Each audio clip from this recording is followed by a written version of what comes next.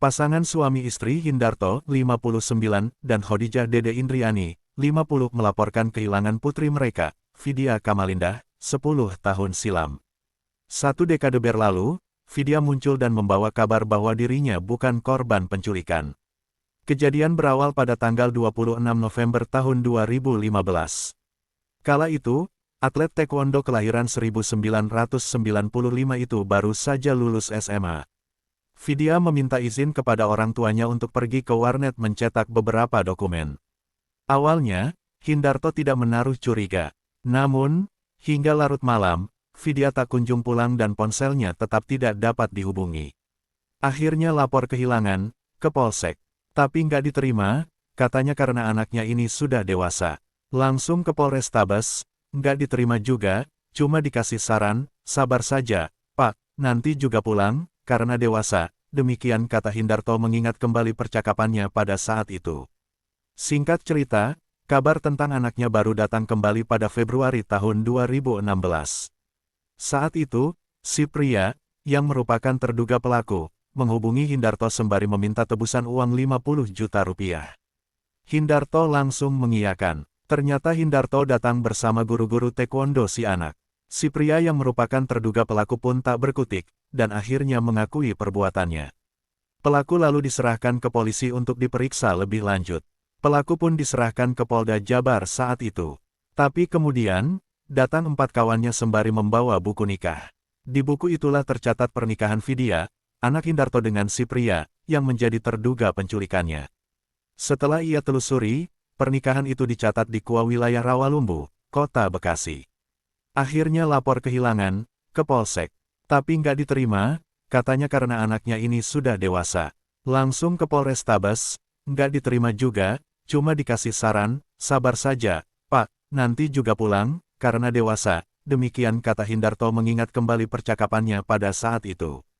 Singkat cerita, kabar tentang anaknya baru datang kembali pada Februari tahun 2016. Saat itu, si pria, yang merupakan terduga pelaku, menghubungi Hindarto sembari meminta tebusan uang 50 juta rupiah. Hindarto langsung mengiyakan. Ternyata Hindarto datang bersama guru-guru taekwondo si anak. Si pria yang merupakan terduga pelaku pun tak berkutik, dan akhirnya mengakui perbuatannya. Pelaku lalu diserahkan ke polisi untuk diperiksa lebih lanjut. Pelaku pun diserahkan ke Polda Jabar saat itu. Tapi kemudian, datang 4 kawannya sembari membawa buku nikah. Di buku itulah tercatat pernikahan Vidya, anak Hindarto dengan si pria, yang menjadi terduga penculikannya. Setelah ia telusuri, pernikahan itu dicatat di KUA wilayah Rawalumbu, Kota Bekasi. Karena polisinya nganggap ini pelakunya sudah nikah sama anak saya, akhirnya dibebaskan. Bahkan terakhir, kasusnya itu sudah di SP3 sama Polda Jabar, ucap Hindarto. Vidya bantah diculik. Belakangan, Vidya Kamalindah 30 muncul ke publik setelah dilaporkan hilang oleh orang tuanya. Vidya memastikan ia tidak diculik dan saat ini telah dikaruniai seorang anak dari pernikahannya.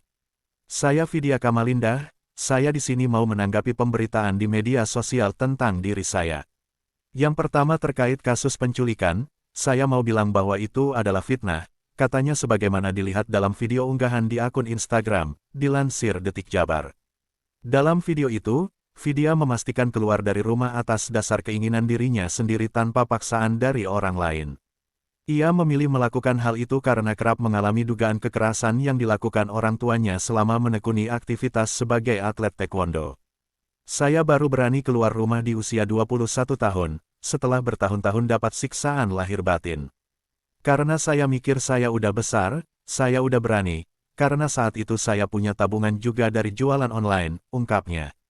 Terus setelah saya kabur dari rumah, saya ketemu laki-laki yang alhamdulillah nerima saya yang sekarang jadi suami saya.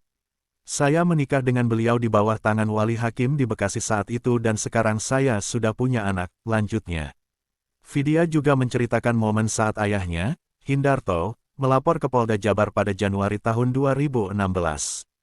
Vidya mengaku saat itu mengandung 4 bulan, dan akhirnya dipastikan ia bukan korban penculikan. Seiring berjalannya waktu, melihat kerasnya gimana Babe dan orang-orang yang di belakang Babe ini gimana kerasnya mereka, akhirnya mereka sendiri yang berbesar hati. Oh, ternyata Vidya ini nggak diculik, kok, Vidya ini nggak ada diapa-apain sama suaminya, bahkan Vidya ini dengan sadar keluar dari rumah. Kita nggak punya hak untuk menahan anak ini. Sampai bahasanya seperti itu, kan? Ungkapnya. Vidya pun meminta maaf kepada publik jika kabar tentang dirinya jadi perbincangan di media sosial. Melalui video itu, Vidya hanya ingin hidup damai, termasuk kedua orang tuanya bisa menerima kehidupan Vidya yang sekarang.